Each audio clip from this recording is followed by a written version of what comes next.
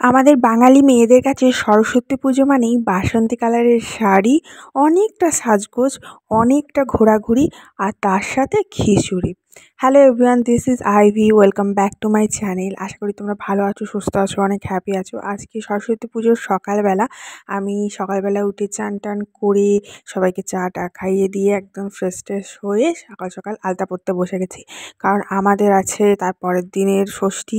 আর আমাদের একটা সময় ছিল যখন আমরা শাড়ি পরে সাজাগোজা করে সরস্বতী পুজোয় ঠাকুর দেখতে বেরোতাম।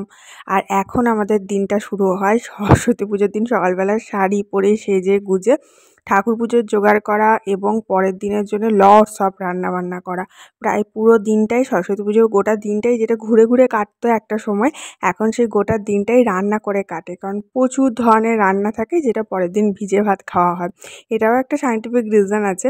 এই দেখো, আমি আলপনা দিতে দিতে আমাদের পুরোহিত মশাই এসে হাজির হয়ে গেছে। এই পুরোহিত মশাই আর কেউ নয়, আমার নিজের শ্বশুরমশাই। শ্বশুরমশাই আমাদের প্রতিবারই পুজো করে দেয় সরস্বতী পুজোটা। আর এই একটা পুজোই আমি ঘরে করি আর কি, বড় সড়ো করে। কারণ আমাদের নিজেদের ইনস্টিটিউটে বিজনেস আছে, তার জন্য সেখানেও হয় এবং আমি ঘরেও করি। এবং এটা যেহেতু প্রথম থেকে চালিয়ে এসেছি, তার জন্য এখনও করছি। আমার জোগাড়টা পুরোপুরি সম্পূর্ণ হয়নি, আমি মোটামুটি তাড়াহুড়ো করে জোগাড়যন্ত্র করার চেষ্টা করছি। আর তার মধ্যেই আমাদের পুরোহিত মশাই এসে হাজির। আর আমার শ্বশুরমশাইয়ের একটা জিনিস আছে কি, এসে প্রচুর তাড়াহুড়ো করেন, মানে তাড়াতাড়ি করে এরকম একটা জিনিস। তো যাই হোক, সরস্বতী পুজো মোটামুটি আমাদের জোগাড় হয়ে গেছে এবং এরপরে ঠাকুরমশাই পুজোয় বসে যাবেন। আমার লাস্ট জাস্ট আলপনা দেওয়াটা বাকি ছিল, সেটুকু কমপ্লিট করে নিলাম, বাস হয়ে গেল। এরপরে দেখো আমাদের হোম হচ্ছে এবং হোমের সময়টা তোমাদের সাথে শেয়ার করলাম। বলে এই হোমটা হওয়া নাকি ঘরের মধ্যে খুব ভালো, বছরে নাকি একবার অন্তত হোম করা উচিত ঘরে। কারণ হোমের যে আগুনটা বেরোয়, যে তাপটা বেরোয়, সেটা আমাদের শরীরে নেওয়া ভীষণ ভালো।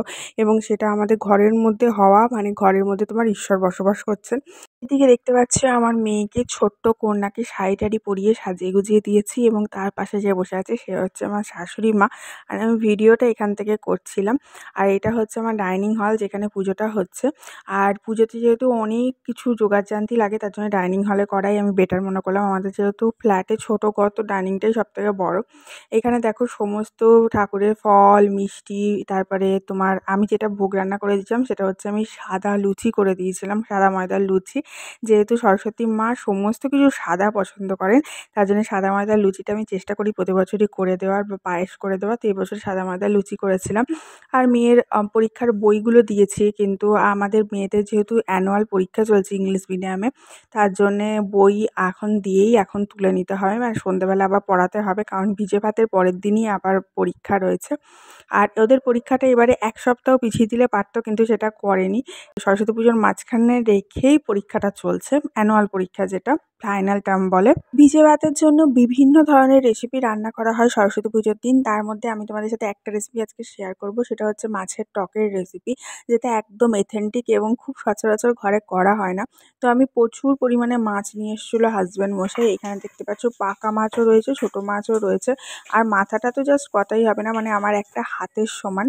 এখানে আমি তেঁতুলের পাল্পটা জলের মধ্যে রগড়ে গুলে একদম ফাইন একটা লিকুইড বার করে নিয়েছি। আর মাছগুলো এখানে কড়া কড়া করে ভেজে নিয়েছি, হালকা করে ভাজলেও হয়, আমি একটু কড়া পছন্দ করি তাই কড়া করে ভেজেছি। এই যে মাছের মাথাটা, জাস্ট বিগ সাইজ মাছের মাথা। তো এই সবগুলো আমি টক করে রেখে দেবো। আর এই টকটা প্রতিদিন বার করব, একটু করে গরম করব আর খাবো। মোটামুটি ১ মাস এরকম খাওয়া যাবে কিন্তু টক করে। মানে বলে যে, আর এখানে খানিক মাছ ভাজা চলছে, মানে সেটা শেষ হয়নি। তো বিভিন্ন ধরনের রান্না থাকে, যেমন বাঁধাকপির তরকারি থেকে, ফুল ঝালদা থেকে, বিভিন্ন রকম ভাজাভুজি থেকে, মাছ ঝালদা থেকে, ডাল থেকে, গোটা কলাই সিদ্ধ থেকে। তো গোটা কলাই সিদ্ধ রান্নাটা চারিদিকে খুব ফেমাস হচ্ছে, সবাই বলছে। তো মানে সবাই দেখাচ্ছে রিলসে। তো আমি ভাবলাম মাছের টকটা তোমাদের সাথে শেয়ার করি। এই মাছের টকটা একদম পাতলা ঝোলের মতো মাছের টক করব, যেটার মধ্যে চিনি, টক এবং ঝাল ৩ টের মিশ্রণ একদম সমানভাবে থাকবে, পারফেক্ট সমীকরণে সেই টক তোমাদের সাথে শেয়ার করছি। তো মাছ ভাজার যে তেলটা ছিল, সেই তেলটার মধ্যে আরেকটু সর্ষের তেল অ্যাড করেছি। সর্ষের তেলেই মাছের সমস্ত রকম রেসিপি ভালো হয়। এবং এখন আমি অ্যাড করছি তেজপাতা, তার সাথে 5 ফোড়ন, তার সাথে একটা শুকনো লঙ্কা, তার গোটা কালো সর্ষে বাস। আর শুকনো লঙ্কাটা একটু বেশি পরিমাণে দিলে বেশি ভালো হয়, কিন্তু আমার মেয়ে যেহেতু খুব একটা ঝাল পছন্দ করে না বা খেতেই পারে না, তার জন্য একটাই দিয়েছি জাস্ট সেন্টের জন্য, খুব একটা ঝাল হবে না। তো এটাকে একটু খানিকক্ষণের মতো ভেজে নেব, অল্প সামান্য একটুখানি, জাস্ট লঙ্কাগুলো লাল হয়ে যায় এবং সর্ষেগুলো ফটফট করে ফাটবে এই পর্যন্ত। তারপরে এর মধ্যে অ্যাপ্লাই করব হচ্ছে হলদি, মানে হলুদ। এই টকটা আমার মায়ের রেসিপি, আমার মা দুর্ধর্ষ টক বানায়, মানে এত ভালো টক বানায়, প্রায় 3-4 দিন ধরে এরকম কন্টিনিউয়াস টক খেতে থাকি, এত ভালো লাগে। তো মায়ের কাছ থেকে শেখা সেই পাতলা টকটাই আমি করছি। আর গাঢ় চাপচাপ একটা টক হয়, সেটা আমার শাশুড়ি মা করে, সেটা আমার খুব একটা পছন্দ না। তো এর মধ্যে তেঁতুলের পাল্প দিয়ে বার করা যে জলটা সেটা দিয়ে দিলাম। এবার এই যে জলটা দিলাম এটার মধ্যে আমাকে জল অ্যাপ্লাই করতে হবে, বা তেঁতুলটা যখন গুলছো তখন একটু বেশি করে জল অ্যাপ্লাই করে নেবে। কারণ এই দেখো আমি আরেকটু ওই তেঁতুলের ওই জলটার মধ্যে দিয়ে আর একটু জল অ্যাপ্লাই করলাম, কারণ না হলে খুব টক হয়ে যাবে জিনিসটা। আর আমার চাই হালকা হালকা টক, হালকা হালকা মিষ্টি, এরকম জিনিসের টকটা আমার খুব ভালো লাগে। তো পরিমাণ মতো জল দিয়ে দিলাম, এর মধ্যে পরিমাণ মতো লবণ যাবে, পরিমাণ মতো চিনি যাবে। তারপরে জিনিসটা ভালোভাবে টকবক করে ফুটবে, তখন মাছগুলো দিয়ে একটু ধিমে আঁচে ফুটিয়ে নামিয়ে নেব। তবে হ্যাঁ, এটাকে আমি ফ্রিজে বেশ অনেকদিন রেখে খাবো, কারণ দেখতেই পাচ্ছ প্রচুর হিউজ পরিমাণ মাছের টক করছি। আর এইটাকে কি করব বলো তো, যখন আমি নেক্সট দিন খাবো, মানে পরের দিন খাবো, তখন অবশ্যই এটাকে বার করে গরম করব, নিয়ে আবার খাবো। মানে বার করে ঠান্ডা অবস্থায় যে খেলাম টক, মানে চাটনি যেটা খায় সেরকম করে খেলে কিন্তু টেস্ট লাগবে না। বার করে কিন্তু তোমাকে গরম করে নিতে হবে, মানে ফুটিয়ে নিতে হবে, তারপরে তুমি খাবে। তো আমি যেটা করি সেটা বলে দিচ্ছি। আমি ধরো 3 পিস মাছ বার করলাম পরের দিন খাওয়ার জন্যে। তো শুকনো লঙ্কা ফোড়ন দিয়ে সেই 3 পিস মাছ একটুখানি গরম করে নিই। ঠিক আছে? টকবক করে ফুটিয়ে গরম করে নিই। একটুখানি শুকনো লঙ্কা ফোড়ন দিয়ে তারপরে খাই। আবার পরের দিন বার করলাম, তখন আবার একটু শুকনো লঙ্কা ফোড়ন দিয়ে ওইটুকু অংশ তুলে গরম করে খাই। এরকম করে খাই। তো আমার ভীষণ ভাল লাগে। এইভাবেই মাছ রান্নাটা করি, মাছের টকটা করি।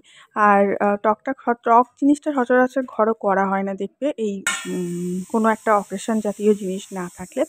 তো এটা হচ্ছে আমাদের ওই পরের দিন খাওয়া হবে, তার জন্য অনেক রান্নার মধ্যে এই একটা রান্না।